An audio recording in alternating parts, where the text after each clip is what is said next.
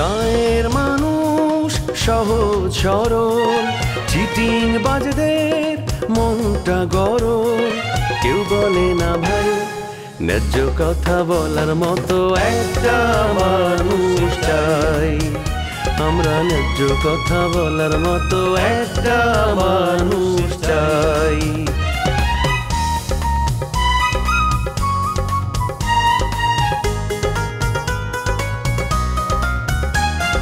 সৎ মানুষের ভাঙ্গা বাড়ি, ধান্দা বাজরা নেয় যে গাড়ি। কেমন নিয়ম ভাই, উচিত কথা বলার মতো একটা মানুষ নাই। উচিত কথা বলার মতো একটা মানুষ নাই।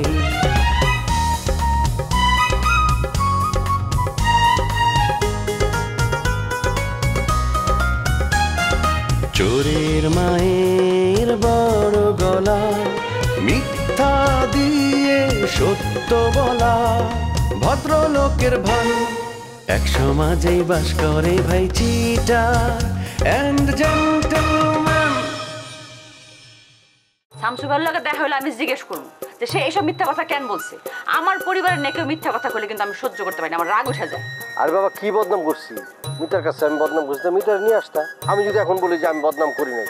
শামসু ভাই, তুমি রাজা ভাইয়ের ইলেকশনে পাশ করাইছো, রাজা ভাইয়ের জন্য তুমি জেলও খাটছো। এইসব কথাবার্তা তুমি যদি মিতারে না করে থাকো তাহলে মিতা জানলো কেমনে? আমারে অপমান করার চেষ্টা করে কোনো লাভ হইব না। তোমরা তো সামান্য মনে করো যে জিলিকা নাফিজা, কুসুম শিউলি এরা বহুত খবর লইছে আমার সাথে। হ্যাঁ, কিচ্ছু করতে পারে না। ইতি এমন একটা ভাব দেখা যায় ইতি এখনই নাই হয়ে গেছে, বুঝছেন নি? আনলোক বাড়িতে আইতো না, আনলোক দেখাও করতো না। আইবো কোন সময় জানেননি, যখন যে সাতটি গাট্টি গোল করি কিন্তু যাইতে হইব, তখনও তো আপনার লোক একটু দেখা সাক্ষাৎ করে যাইতে পারে। কি কও তুমি? এটা তো মান ইজ্জতের বিষয়। হ্যাঁ, আমি এক কাজ করি, আমি রবিরে নিয়ে ঢাকায় চলে যাই। রবিরে ঢাকায় রাইখা আবার আমি চলে আসি। মিতা, তুমি কি শিউলির এখানে গেছিলা? হ্যাঁ গিয়েছিলাম তো। কেন?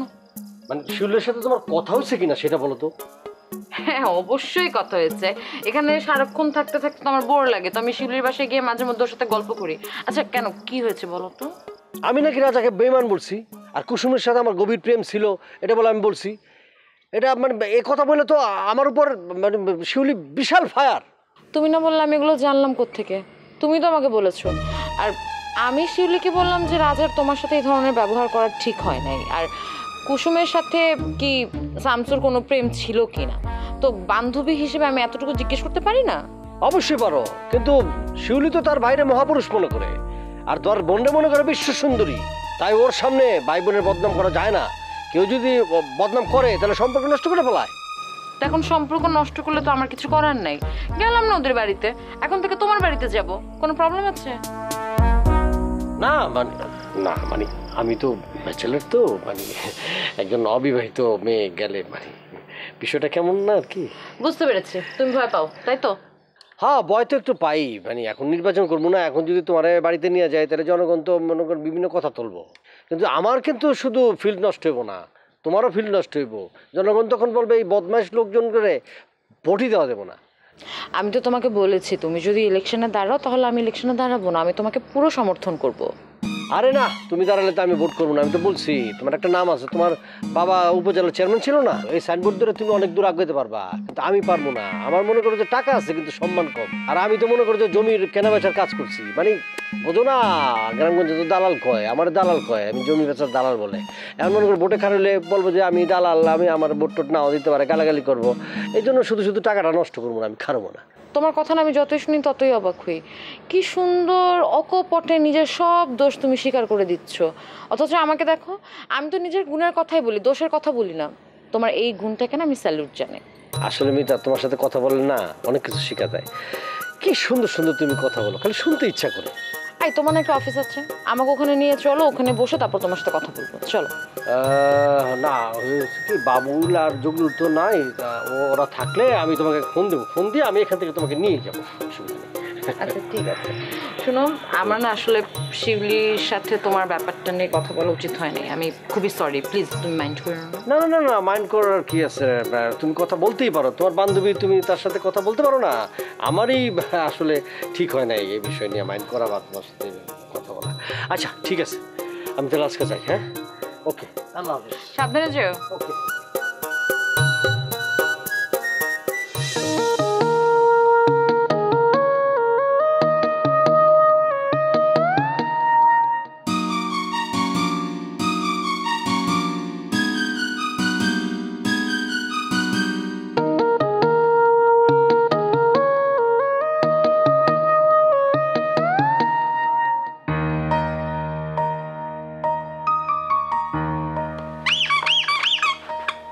আরে দুইজনে মিলা কই যাইতাছো? শমশের সাহেবের সাথে কোনো কাজ আছে নাকি এই রিসোর্টে?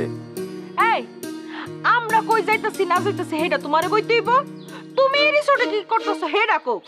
না, ওই শিউলি কইছিল কি একটা জরুরি কথা আছে জানি আমার লগে, এই কারণে আসতে কইছিল। দাঁড়ায় আছি, শিউলি কখন আসবে? জিলিক তুই আরে কোণা নিয়ে আইছত? হ্যাঁ, রোমিও যে ইয়ানে থাকবো এই কথা যদি আই জানতাম আই তো এই রিসোর্টে আইতাম না।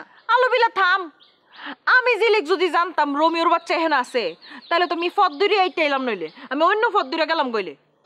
রোমিও হঠাৎ কইরা এত ঘৃণার পাত্র হয়ে গেল নাফিজার কাছে?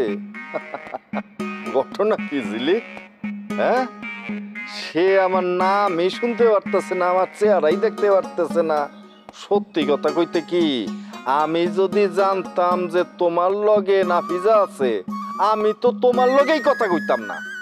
হুনো রোমিও, আমার বান্ধবী নাফিজার বিয়া ঠিক হইছে খুব ভালো জায়গা, বুঝছো? হেই যদি হন তোমার লগে দাঁড়ায় দাঁড়ায় ফতকাটো কথা কো, তাহলে এটা কেমন দেখা যায়? এটা অবশ্যই একটা বিরক্তিকর বিষয়, তুমি বুঝো না কুস্তা? এর লেগে তো তাই তোমার লগে এমনি কথা কইতাছে। জিলি তুই হাতের লগে ইয়ানে কথা ক, তুই তো আরে বিরাট বিপদে হালাই দিছ। হ্যাঁ, আর হরিবারের কেউ যদি দেন আই যে হাতের লগে কে কথা কই, আরে তো কাটি কুচি কুচি করে একদম নদীত বাসায় দিব। জিলিক, তুমি তোমার এই অহংকারী বান্ধবীরা এইখান থেকে বিদায় করো। ওর এই বড় লোকই ভাবচক্কর আমার কাছে অসহ্য লাগতেছে। কি তালো নাফিজা, এটা কোনো কথা? হ্যাঁ, তুই ওকে বেশি বেশি করতেছিস কেলা মোহন। তুই কি তা অস্বীকার করতে পারবি এককালে রোমিওর লগে তোর প্রেম আসিল? কম হাবুডুবু খাইছস, অস্বীকার করতে পারবি তুই? শুধু প্রেম? অবশ্যই হারমু, কিল্লেই হারমু না। হ্যাঁ, হাতনের লগে যখন আই এঙ্গেজ আছিলাম হেতনে আর কিচ্ছে আর ইচ্ছা মতো জ্বালাইছে, মনের মাধুরী মিশিয়ে জ্বালাইছে। হ্যাঁ, অহন কেমন লাগে? অহন তো হাতের সে ভালো ফলন লাগে, আর বিয়ে হয়ে যাবে এটার লাই সহ্য হয় না। শিউলি, আমি তোমার সামনে তোমার ভাই রাজাকে কিছু কথা বলতে চাই। তুমি রাজাকে যে বলো যে বাড়ির উপরে তোমার এই ভাই বুলেট এসেছে। আপনি না এমন সময় আমার বাড়িতে আসেন যে সময় ভাইজান বাড়িতে থাকে না। আপনি আগে ভাইজানের কথা শিওর হয়ে তারপরে বাড়িতে আসবেন। আমি ব্যস্ত মানুষ, আমাকে তো রাজার মতো ঘুরে বেড়াইলে হবে না। প্রতিদিন আমার 10,000 টাকা খরচ আছে, এই টাকাটা কষ্ট করে ইনকাম করে তারপর আমার চলতে হয়, জানো? প্রতিদিন আপনি 10,000 টাকা খরচ করেন? এত টাকা আপনি কই খরচ করেন? আর যদি খরচ করেই থাকেন এতগুলো টাকা প্রতিদিন আসছে কোথা থেকে? আমি নির্বাচন করব, ফিল্ড তৈরি করছি। আজকাল জনগণ টাকা ছাড়া ভোট দেয় বলে ওরা জানে ভালো করে আমি যখন ইলেকশনে পাস করব না 2 হাত ভরে চুরি করব। এই জন্য ভোটের আগে সবকিছু বুঝিয়ে নিচ্ছে। ভোটের আগে যারা চুরির ধান্দা করে ওকে তো বয়কট করা দরকার। আর জনগণ বা আপনারা কি কারণে ভোট দিব? আপনারা জনগণের জন্য কোনো কাজই করবেন না। আরে কাজ যে করবো না এটা তো ওরা ভালো করে জানে যারা টাকা খাচ্ছে। এই জন্য চোরকে আগে বেশি করে সাপোর্ট দিয়ে নিচ্ছে, ওদের ভোটই তো আমি জয়যুক্ত হবো। বুঝছি, কিন্তু বুলেট ভাই আপনার সঙ্গে কথা বললে না আমার সাথে ঝগড়া লেগে যেতে পারে, তাই আপনার সাথে কম কথা বলাই আমার জন্য ভালো। তোমার সাথে আমার কোনো ঝগড়া হবে না শিউলি, আমি কথা দিচ্ছি। আমি নুপুরের বিষয়ে কিছু কথা বলবো। নুপুর আপার বিষয়ে আমি কোনো কথা বলি না। নুপুর আপা এখন জামার সাথে থাকে, জামার কাছে সব কিছু বলবো। তার স্বামী কি তো বলতাম যদি রাজা আমার বাড়ির বিরুদ্ধে নাক না গলাইতো। নুপুর যে আমার বাড়ি দখল করে আছে, আমি তো আমার বাড়ি থেকে ওকে উচ্ছেদ করতে চাই। আপনি নুপুর আপারে চাইলে উচ্ছেদ করতে পারবেন, কারণ আইন আপনার সেই ক্ষমতা এখনো দেয়নি। নুপুর যদি আমার ভাইয়ের বউ হয়ে সংসার করত তাহলে কোনো অসুবিধা ছিল না। আমার ভাই যে মরে গেছে তারপরে তো বিধবা হয়ে সংসার করা যায়, কিন্তু না, ওইটাও করছে না। ও কিন্তু আরেক লোককে বিয়া করে তারপরে এখানে সংসার করছে। এখন কি এটা আইনের জায়গায় ঠিক হলো বলা? আপনার কথা ঠিক হইতো যদি না আপনার ভাই আপনার ভাবির ওই বাড়ি সহ আরো 2 বিঘা জমি সাপ কাওলা করে না দিত, তাইলে আপনি তারা উচ্ছেদ করতে পারতেন। কি শোনাইলে তুমি? আমার ভাই নূপুরকে জমি রেজিস্ট্রি করে দিয়েছে সাপকাওলা? এইটা তুমি আমাকে কি শোনাইলে? আমার বিশ্বাস হচ্ছে না। তুমি আমাকে থামানোর জন্য এই কথা বলছো, তাই তো? লেবু আঙ্কেল না জেনে কথা বলে না, তুমি আমাকে থামানোর জন্য এই কথা বলছো? আমার কথা আপনার বিশ্বাস করার দরকার কি? আপনার কাগজপত্র নিয়ে গাজীপুরে এসিলেন্ডের কাছে যান, তাইলেই তো হয়ে গেল। আমার ভাই আমার সাথে এত বড় বেমানি করলো? তাই তো বলি, নূপুর এত পাওয়ার পায় কোত্থেকে, বেকম মাইরে ঘুরে বেড়ায় কোত্থেকে, বাহাদুরি কোত্থেকে আসে, শক্তিটা কোত্থেকে আসে? না, লেবু আঙ্কেলকে কল দেবো। উনি তো এলাকার জমি জমা সম্পর্কে সবই জানে। উনি কেন পয়সা নিল না? উনি কেন আমাকে এর বিরুদ্ধে লাগিয়ে দিল? না না না না না, ওই লোক আপনাকে মধ্যে ঝগড়া বাজায় আর তামাশা দেখবো, আর আপনার ইলেকশনে দাঁড় করাইছে না, একেবারে সর্বশান্ত করে ফেলাবো দেখেন।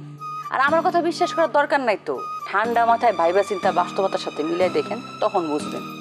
অবশ্যই মিলাবো, কারণ এই পর্যন্ত তোমাদের 2 বোনের যে সাহায্য আমি পেয়েছি, কি বলবো, এটা ভুলার মতো না। কিন্তু রাজার কাছ থেকে আমি কোনো সাহায্য পাইনি। তোমার ভাই এক প্রকার আমার সাথে আরেক বেইমানি করেছে। না না, আপনি ভুল বুঝতেছেন। রাজা ভাইও আপনার ভালো চায়। আমি তোমার এই যে সমস্ত কথাগুলো যে বললে না, এগুলো নিয়ে গবেষণা করবো, তারপর আবার তোমার কাছে আসবো। আচ্ছা ঠিক আছে, চাই।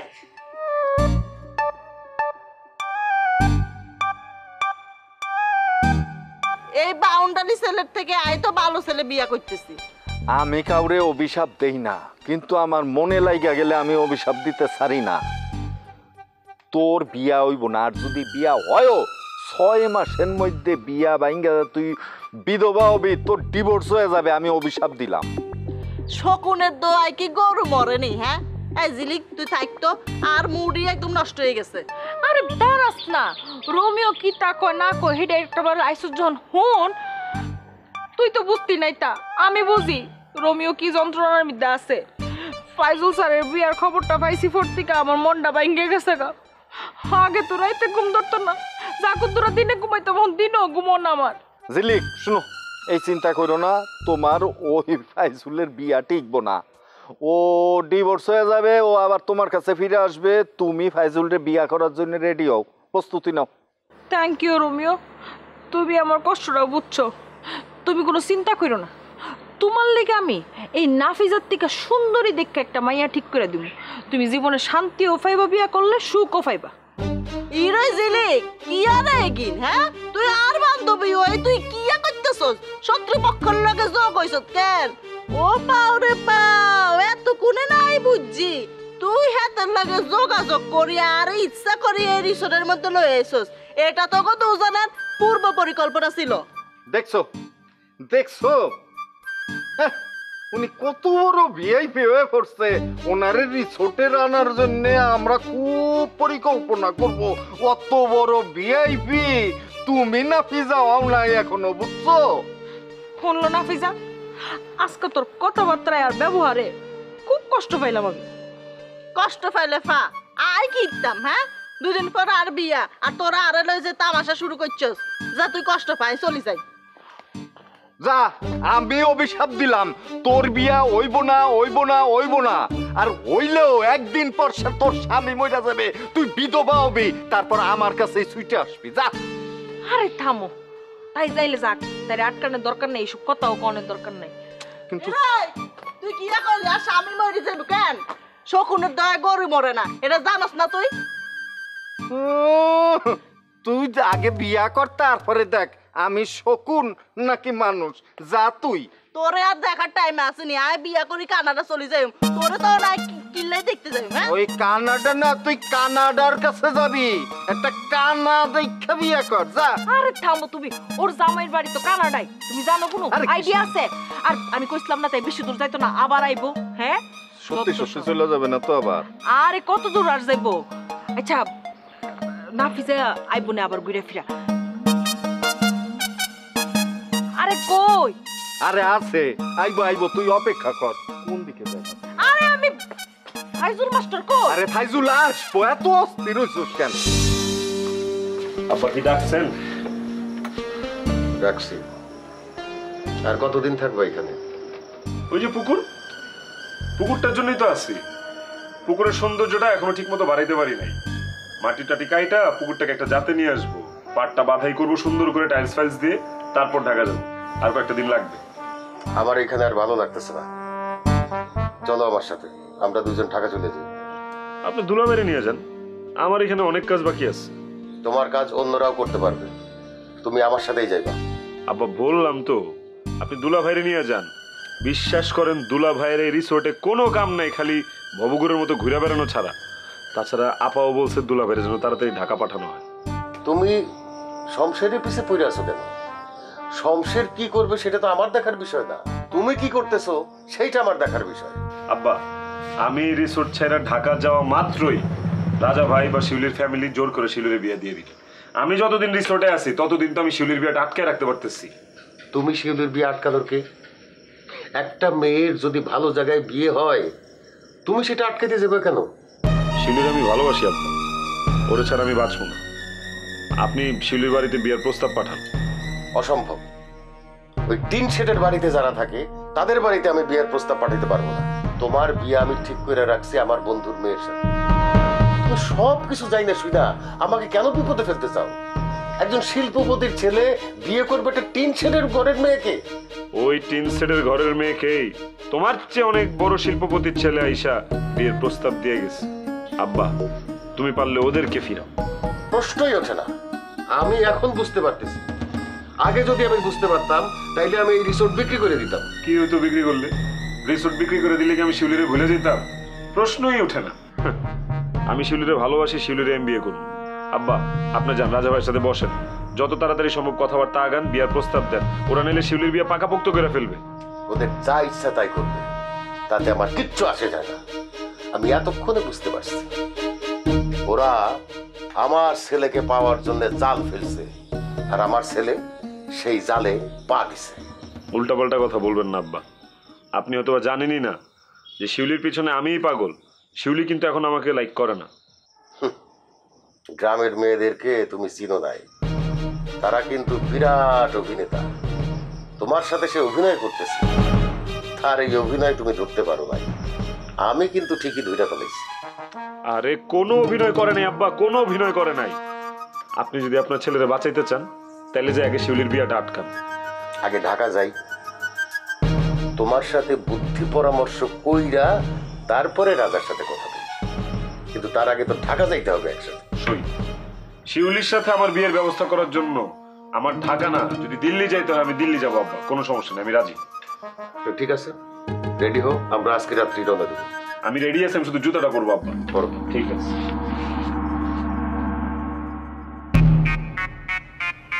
ম্যাডাম, আমি ম্যাডাম ভাবেছেন? আরে ভয় পাওয়ার তো কিছু না, আপনি তো চলেই আসে, টেনশন নাই। আচ্ছা, এই যে কাটাচ্ছেন কিরম কাটতেছে আপনার? এই আমাদের রিসোর্টটা কেমন লাগতেছে আপনার? এই রিসোর্টের কথা বলতে আসছেন? কোনো কমফোর্ট ফিলই পাইতে আসি না মুই। আপনাকে অ্যারেঞ্জমেন্ট একদম খারাপ, ভালো না। এটা কি বললেন? আমাদের এখানে আপনার ভালো লাগছে না মানে কমফোর্ট না? তো এইরকম কথা না আপনি এই প্রথম শোনাইলেন। মানে এই জায়গা তো আমাদের আরো গেস্ট আছে, এই যে ঢাকার গেস্ট এখনো আছে, তারা তো খুব ফুর্তি করতেছে, মজা করতেছে, ওই যে সুইমিং পুলে ঝাঁপাইতেছে, মানে কোনো প্রবলেম তো আমগো কেউ কয় না এখনো। আপনি প্রথম একটা অবজেকশন দিলেন, ঘটনা কি? ভালো লাগতেছে না কেন?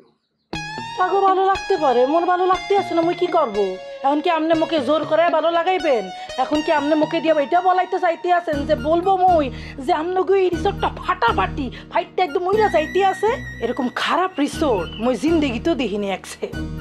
না না না, আপনার জোর করে কইতে হইব কেন? আপনি আর ভালো না লাগলে আপনি জোর করে কইবেন কেন? একটা জিনিস আমি বুঝতেছি না, আপনার যেহেতু ভালো লাগতেছে না, আপনি এই জায়গায় আসেন কেন? এই জায়গায় তো পড়ে আছে।